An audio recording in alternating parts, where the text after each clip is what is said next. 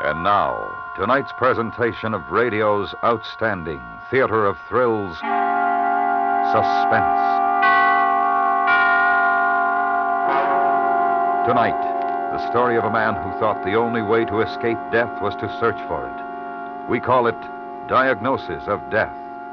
So now, starring Gene Bates with Lawrence Dobkin, here is tonight's suspense play, Diagnosis of Death.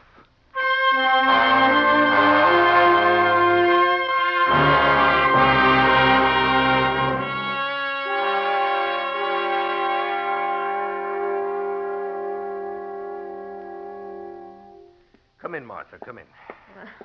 I hope you don't mind my dropping in without an appointment. No, of course not. Sit down. Oh, thank you. Your nurse said Simon had already left. I suppose he'd call this snooping, but I think I have a right to know. Martha, I'm glad you dropped in. I tried to call you at home just a few minutes ago. Well, then it is serious? Well, right now, I'm not speaking about Simon's health. A rather unfortunate thing has happened. Well, not an accident. In a sense. Now, I'm not even sure that anything is wrong. But if there is, I'm going to need your help. Well, of course, but what are you talking Let about? me start at the beginning. Simon had a 1 o'clock appointment here with me. I was to give him a final report on all the tests we've run on his condition. Yes, I know that. He wouldn't tell me much about it. I knew he was worried, of course, but he's such a hypochondriac. Yes, he was very worried. So was I. Oh, I didn't realize. Well, just over an hour ago, he arrived for that 1 o'clock appointment. Now, I happened to be upstairs in consultation with another doctor, and Simon was in the waiting room. Miss Herman says he was very nervous, naturally. Oh, yes, but... Well, he was there in the waiting room when I phoned down to ask Miss Herman to read me a lab report that had just come in. This was a report on another patient, not on Simon. Yes. And Miss Herman should have checked the door to the waiting room, but she thought it was closed. Evidently, it had swung open again. Simon must have heard everything she said over the telephone. But what... He heard her tell me that he was here for his appointment, and then immediately after he heard her read the report. And he would have no way of knowing that it wasn't his. He must have thought it was. But what do you... Well, I'll read you the last sentence of the diagnosis that he overheard. Oh, here. The patient's condition is definitely malignant, in a stage too far advanced for successful surgery. Fatal results are indicated in from 1 to 3 months. Oh, Jim. Then when Miss Herman finished and looked out, Simon was just leaving the waiting room. She called to him, but he wouldn't answer. He hasn't been back. Now, I've tried calling his office, your home, but no luck. Oh, poor Simon. He must be miserable. Poor dear, he's such a pessimist anyway, always ready to believe the worst. Now, if what I believe is true, he's in an extremely emotional state right now, Martha. Oh, yes, it's just like him, jumping to conclusions, getting all upset when all he had to do was wait to see you. Well, his report wasn't like that, was it? Oh, no, he's not seriously ill, nothing like that. Nothing can't be set right with a few weeks of treatment. Martha, Simon left here believing that he was going to die. A slow and pretty painful death. Well, we've got to tell him it was a mistake. Martha, I don't think you understand yet just how serious this might be. Well, what do you mean? You don't think Simon would do anything like that? I think anybody faced with that situation might. I think we've got to find him, Martha, as quickly as possible.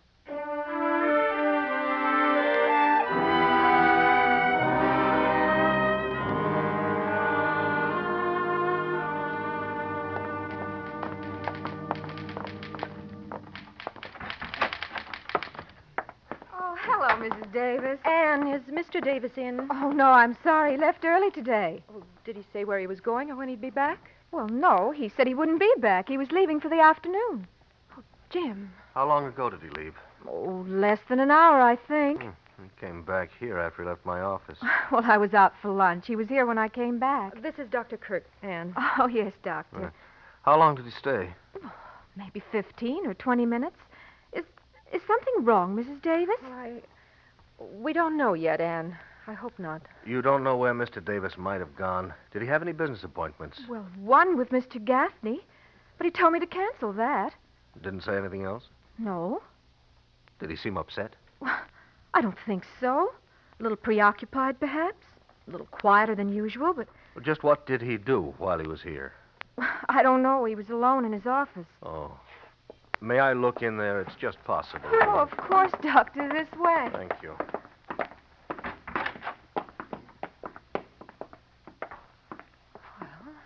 Everything looks all right. What's this? That's strange. It's addressed to me. Open it, please. It's a check for $250. Oh, I don't understand. Well, there's a note, too. Would you read it, please? Miss Summers, thank you for your excellent services. I regret I will no longer need them. Enclosed is a check for 1 month's pay.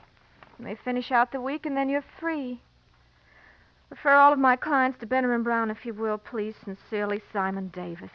Jim. Now, this may not mean what you think at all, Martha. He believed he was very ill. Naturally, he'd expect to give up his business. Let's us not jump to conclusions, too. Please, God. Mrs. Davis, I don't understand. What's wrong? Anne, Simon thought he was going to die. He may have decided to... Oh, no. Oh, Mrs. Davis, I'm sorry. Now, there may be no danger. But even if there isn't, we've got to find the man, relieve his mind. You can help, Miss Summers. Oh, yes, of course. If you get on the telephone, call any place you can think of he might have gone. All right. If you find him, tell him he must talk to me, that what he thinks isn't true. He's not going to die. Jim, maybe we should call the police. Well, maybe. Actually, we don't know that he's planning anything. No, but maybe they can help us find him. Yes, I suppose you're right. Dr. Kerr, Yes? there is something I forgot to tell you. You asked if he did anything strange. Yes. Well, while he was in his office, he wrote a letter. What was strange about that? Well, it was in longhand. He didn't dictate it to me. Oh. And then he brought it out all addressed and stamped and asked me to mail it. Told me to take it right out and drop it down the chute by the elevator. Oh, was that unusual? No, but just before I dropped it down the chute, I looked at the address. Well? It was addressed to you, Mrs. Davis.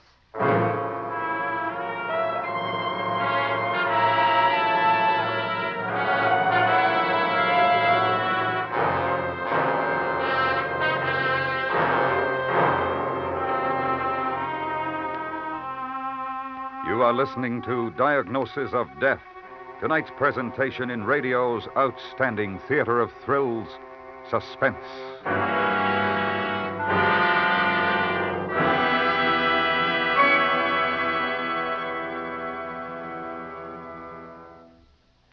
The Case of the Jealous Wife is a perfect example of how criminal gangs rise and fall.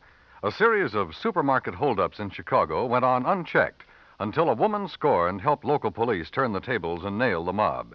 Full details this Saturday night on CBS Radio's Gangbusters. Don't miss it over most of these same stations. The True Case of the Jealous Wife on Gangbusters. And now we bring back to our Hollywood soundstage Gene Bates with Lawrence Dobkin, starring in tonight's production of Diagnosis of Death, a tale well calculated to keep you in suspense.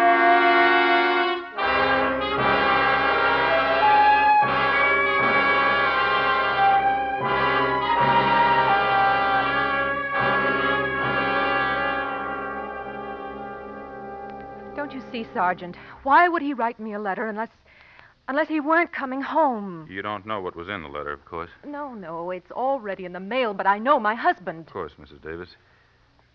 He didn't tell his secretary anything? No, sir, nothing. Doctor, shall I go on calling? Oh, yes, please, Miss Summers. Sergeant, what else can we do? You're sure he's not at home? If he knew you were going to be out for No, we the called there afternoon... 3 times. There's no answer. Of course, he wouldn't answer if... We'll know about that soon enough. I sent a squad car to investigate at that address. Sergeant, do you think... You know your husband better than I do, ma'am. Under the circumstances, you couldn't blame him too much. But he hasn't had much time. It's only about 3. He's had less than 2 hours. Usually people with ideas like this only take a little while to think it over. Maybe have a few drinks. Simon doesn't drink. Well, but maybe under the circumstances... We'll try anything. Miss Summers, call any bars close around, will you? Oh, yes, Doctor, sure. Officer, can't we do something? Mrs. Davis, we're doing all we can. We've checked the emergency hospital. Every squad car in the area has been alerted. They're searching for a man of his description. We're checking bridges, railroad yards, tall buildings. We're checking the house. I know, but we just can't sit here. Maybe if we'd go out looking. Sergeant, maybe he's just walking down some street or sitting in the park. Just sitting. Yeah, I know how you feel, ma'am, but it's not very likely we'd find him unless we have some idea of where he might have gone. That's it exactly, Martha. Where would we go? Where would he go? I don't know. If he were really decided on suicide, he'd have to go somewhere or get something to accomplish the purpose. Yeah, still, there are lots of ways. Just stepping out in front of a truck. No. I'm sorry, Mrs. Davis. Martha, maybe you'd go into the inner office, huh? Lie down, rest a little while. No, I'm all right. I want to help. All right. Sergeant, Mr. Davis isn't the kind of man for the violent ways. Something more... You mean like poison? Sleeping pills? Yes, that would be more likely. You have anything like that at home, Mrs. Davis? No, he never took sleeping pills. He never even wanted them in the house, even when he was in pain. Well, if he regarded them as too lethal to keep in the house, he might have thought of them. But he couldn't get them without a prescription. Well, maybe he could. Where he was known. He might have tried. And if we could just pick up his trail someplace. Yeah. But where would he try? There's a drugstore right downstairs in this building. They must know him. All right, it's worth a chance.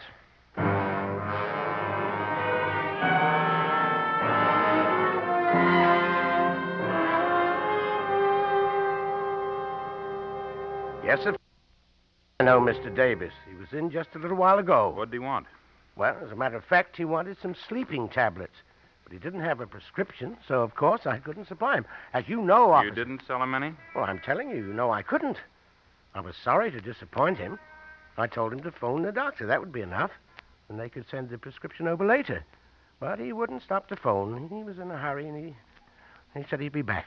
And was anything wrong? No, but if he should come back, stall him and notify the police. Well, of course, officer.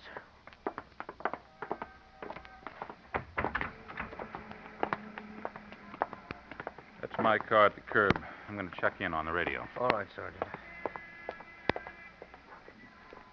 I'm afraid, Jim. I'm afraid. Martha, we don't know anything for sure. But we do know. Now we do know. He does intend... Maybe not. Maybe not. He might have wanted the pills because of pain. He was having some pain. But he... Anyway, he didn't get them, Martha. And he's not likely to. But there are other things. Well, yes. But we're not sure yet. There's no use imagining things. We've got to keep calm, Martha, and just try to find him. Yes, I know. Thanks, Jim, for being here. I don't know what I'd done if... Oh, it was my fault. My office's fault. Never forgive Mrs. myself. Davis, was your car at home in the garage? Yes, Sergeant. Mr. Davis wasn't driving it then, huh? No, he always took the bus to work because of the parking problem. I do, too. We only use the car at night or on weekends. And finding it there doesn't mean anything. He's not at home, Mrs. Davis. They checked the house, talked to the neighbors. But inside? No, they're sure he hasn't been home this afternoon. Well, that leaves us right back where we started. Yeah. Does he own a gun? No, oh, no. He's always been afraid of guns. Well, it's still a possibility. There are 3 pawn shops in this neighborhood. We might as well check them.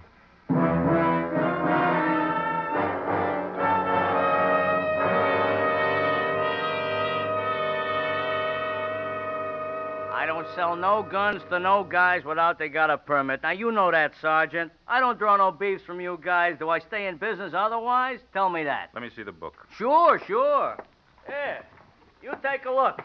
Take a good look. I'm clean, you'll see. A good, clean book. Yeah.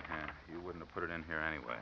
I told you I never sold no gun to no guy like you say. Look, Nico, this is no beef. This is different. This man wanted the gun to use on himself. We're trying to prevent that. We want your help. How can I help when I don't know nothing? Look, I know you've done it before, and you'll do it again, and someday we'll catch you at it. But this time I don't care. Nothing happens, you understand? Yeah, you cops. I told you. This is Mrs. Davis. We're trying to save her husband's life. Please, Mr. Nico, please. Just tell us the truth. Nothing happens, I promise you. Look, lady, How do you know I'm not telling the truth?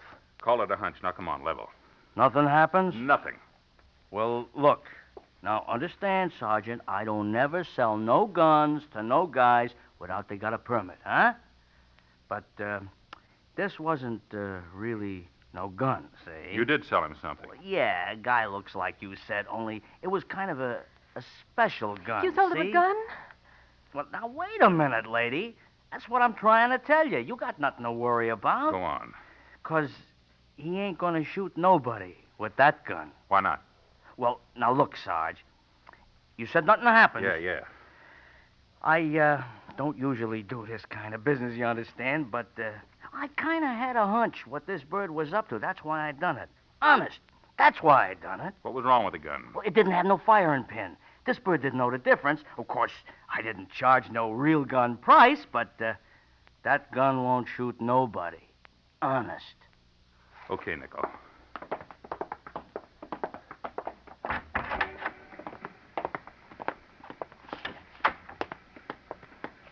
What do we do now, Sergeant? Well, we might as well cruise around a little. One thing, we're only a few minutes behind him now. Nicholas said he was in a little after 3, about a half hour ago. Can't have gone far. All right. Mrs. Davis? Martha, get in. Don't you see, Jim? It means he really had decided. Yes, but he won't succeed, Martha, not with that gun. No, but if he really wanted to... Oh, Simon. Martha, come on. We'll find him somehow. Yeah. Get in, Mrs. Davis. All right.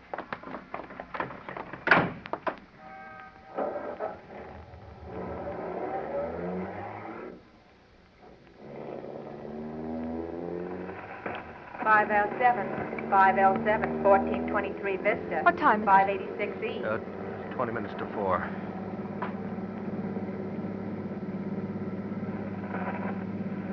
Six L10, 6L10, 916 West 21st, 484 I have a feeling report. we've got to find him quickly. I don't know why. Martha, just keep calm. There's no use torturing yourself by imagining things.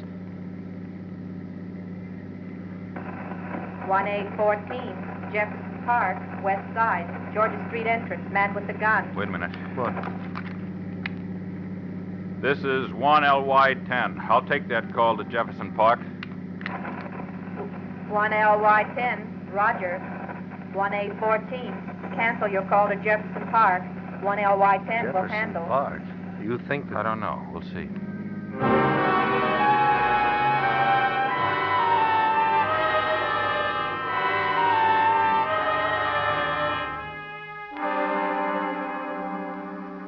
I tell you got to find that man and punish him, officer. It's a crying shame when men like that are allowed to run loose, giving guns to children. Everett, drop that thing.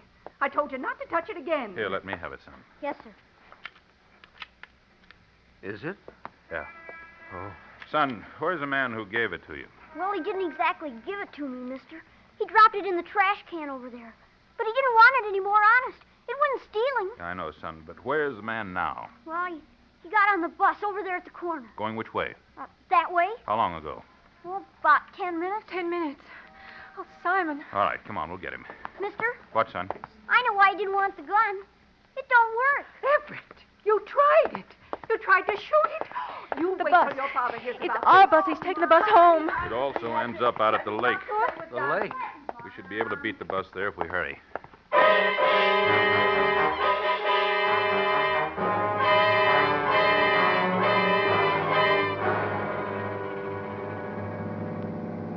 Martha, it's going to be all right. We're going to get there in time. Jim, maybe it's my fault. Maybe if I'd been more interested, understood more. Maybe I've been selfish. You must not blame yourself, Martha. But why at a time like this? Why wouldn't he come to me and share it with me? Maybe he wanted to spare you. Spare me. Jim, what time is it? Just 4 o'clock. No, it's 2 minutes after. Sergeant, will you turn right at Wabash Street, please? But, Mrs. Davis... I want to stop at home first. We can't waste time. The bus will be at the lake It's any only minute. around the corner, half a block. I want to, Sergeant. But 5 minutes may make the difference, Mrs. Davis. Please, Sergeant, I have a feeling I want to go home. All right, Mrs. Davis. This is it. Yeah. The fourth house, the white one, with the picket fence. Mm-hmm.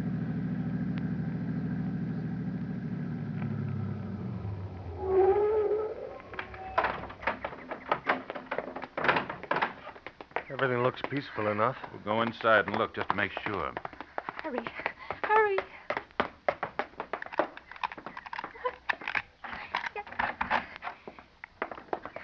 There's his coat. He's here. Simon! Mr. Davis? Simon! The bedroom, this way.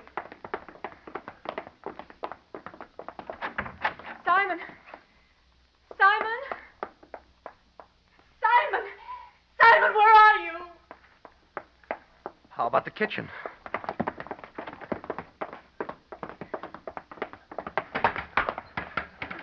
Oh. Are there any other rooms? No. This coat. He was wearing that coat. And he wouldn't go out again without it. Not in this cold. Hey, wait. Where's the back door? That way. Oh, yes, hurry. The garage. Motor is running. Come on. That's exhaust smoke. Come on. Yeah.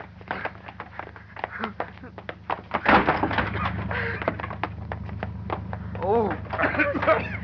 Here, grab his leg. Well, gotta get him out fast. I've got it.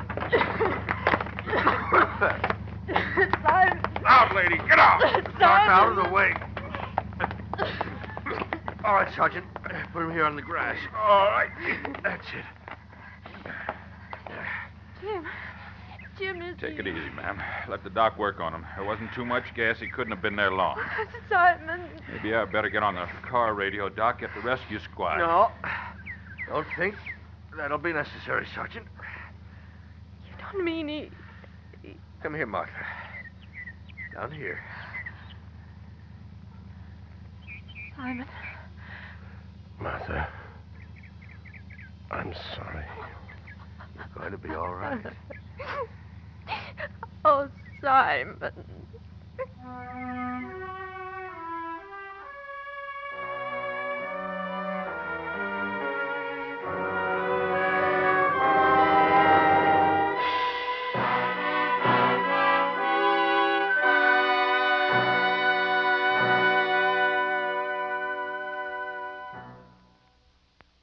Suspense, in which Gene Bates, with Lawrence Dobkin, starred in Diagnosis of Death by John Dunkel.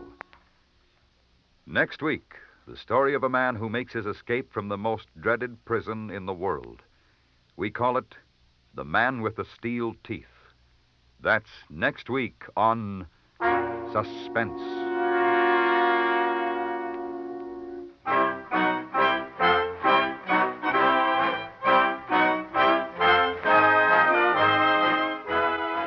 Suspense is produced and directed by Anthony Ellis. The music was composed by Lucian Morwick and conducted by Lud Gluskin. Featured in the cast were Jerry Hausner, Barney Phillips, Charlie Lung, Truda Marsden, Richard Beals, and Helen Klebe. Charles Boyer stars as Alphonse Bertillon, famous French detective who proved crime could be solved in the laboratory, Sunday night on the Radio Hall of Fame.